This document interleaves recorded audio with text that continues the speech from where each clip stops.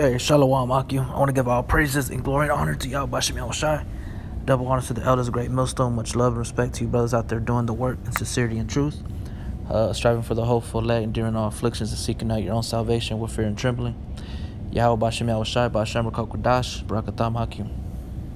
I just want to go into a quick video regarding this whole thing that Yahweh Shai, or who the world ignorantly called Jesus Christ, is God. You know, I'm talking about that he is playing both roles, the Father and the Son.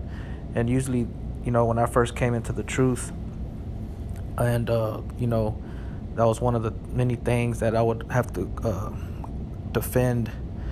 And this is one of the scriptures that these so-called Christians like to use, proving that Yahweh Shai, or who the world ignorantly called Jesus Christ, is the Father.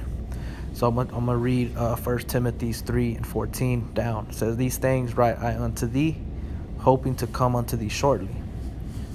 But if I tarry, that thou mayest know how thou oughtest to behave thyself in the house of the Most High, which is the church of the living power, the pillar and the ground of the truth. And without controversy great is the mystery of godliness. God was manifest in the flesh, justified in the spirit, seen of angels, preached unto the Gentiles, believed on in the world, received up into glory." So right there in verse 16, where it says, "And without controversy great is the mystery of godliness, God was manifest in the flesh." You see? So they use this particular scripture to justify or to confirm that Jesus is the Father. So I want to go into that word in verse 16, God.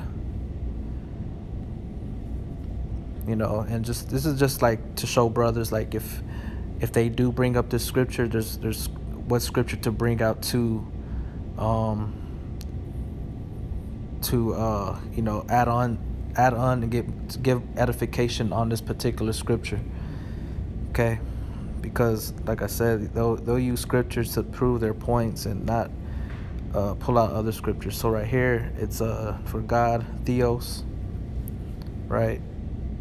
So it says the root etymology, a deity, especially the supreme divinity, which the supreme divinity, the divine one, the supreme one is Yahweh, right?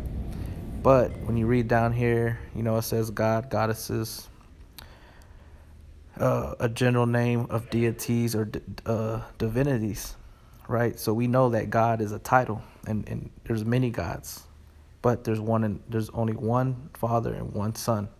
Okay, we know that through the scriptures. So you know, you'll read down, you'll go all the way down to Roman numeral 4, and you'll go down to I'll read Roman numeral 4. It says, "Whatever can in any respect be likened unto the Most High, or likened unto God, or resemble him in any way, God's representative or vice-regent of magistrates and judges."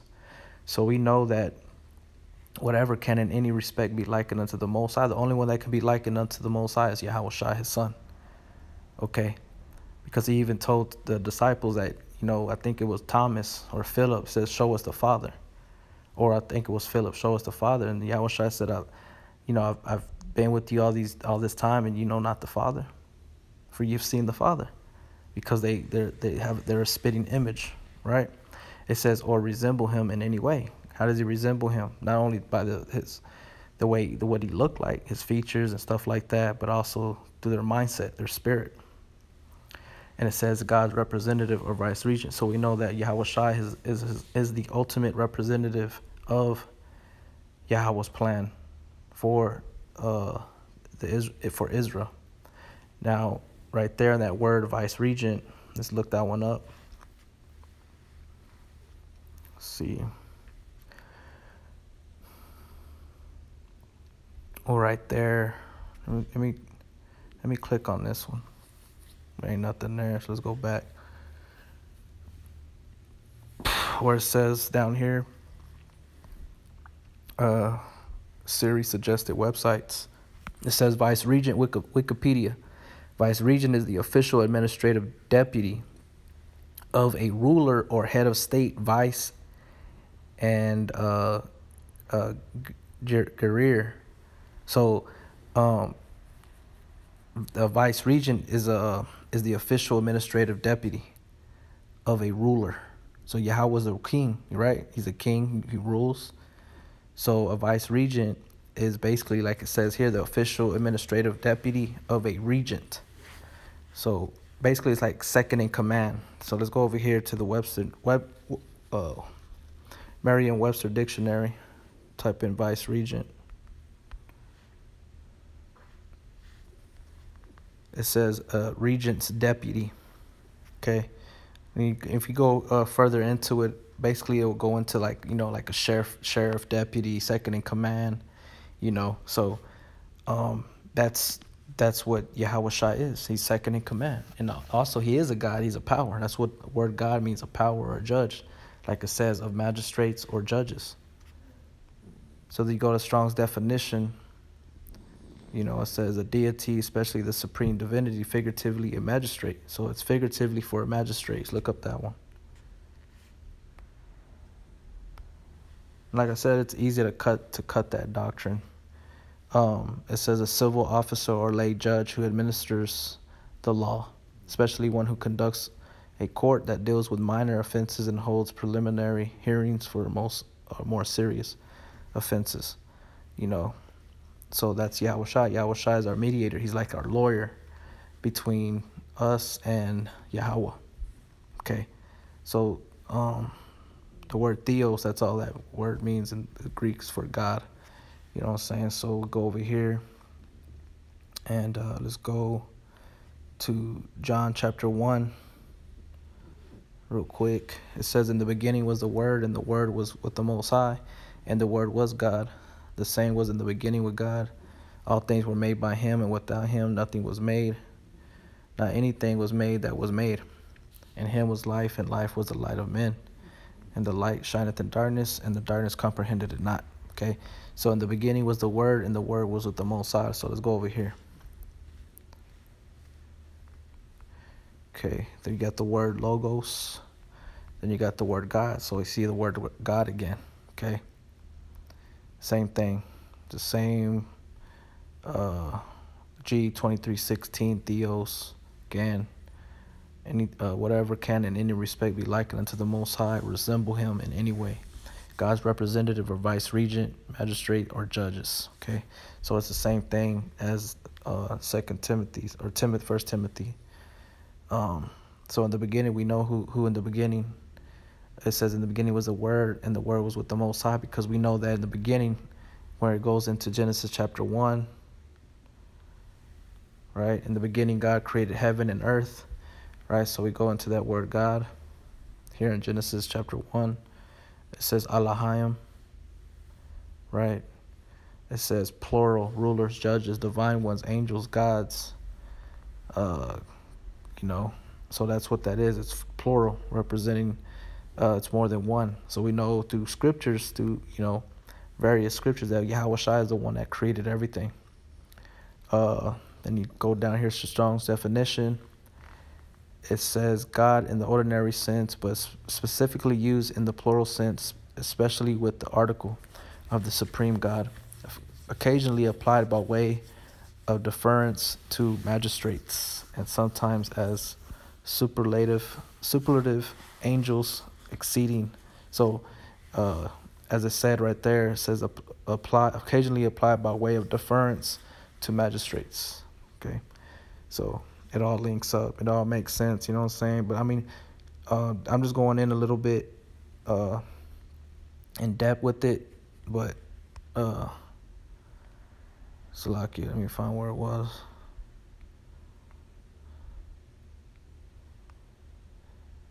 I'm just going a little in depth with it, but to get the cut on this, we go to, I believe it's in Philippians. Let's see here.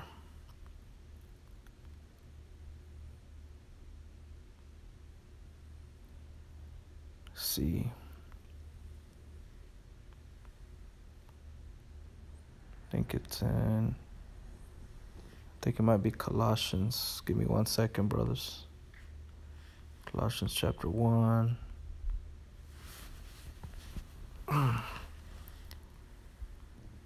Colossians 1 and 15, says who is the image of the invisible God, the firstborn of every creature.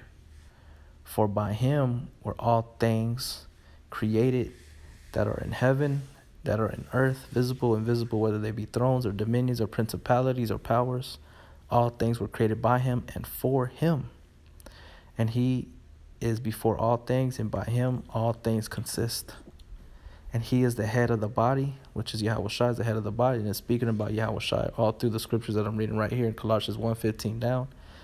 The church, who was the beginning, the firstborn from the dead, that is in all things he might have the preeminence. For it pleased the Father that in him should all fullness dwell.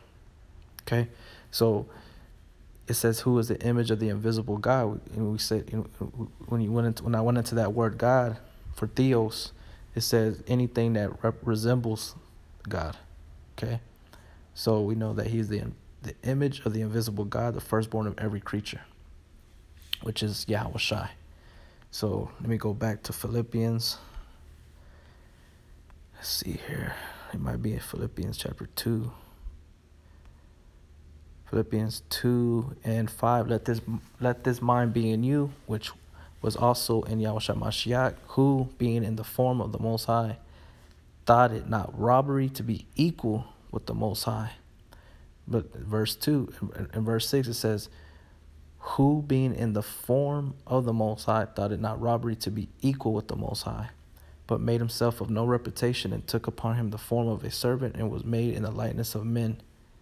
And being found and fashioned as a man, he humbled himself and became obedient unto death, even the death of the cross. Wherefore God also hath highly exalted him. Who is that God here? Is going to that word God, and it's gonna bring up theos. And this is the thing, is that you have to know when it's referring to the Father and when it's referring to the Son. So you see it again, G23:16 theos. So this time it's referring to God the Father, the first person, right? Not the Trinity. There ain't no such thing as a Trinity. So let's go back. It says, wherefore Yahweh also hath highly exalted him. Who is the him here? Yahushua. And given him a name which is above every name, that at the name of Yahushua every knee should bow, of things in heaven and things in earth and things under the earth, and that every tongue should confess that Yahushua Mashiach is the Lord, to the glory of the Father, to the glory of God the Father. You see? So that's plain. That's the cut you would use in Philippians chapter 2, just to prove that point. It's easy, So I just wanted to share that.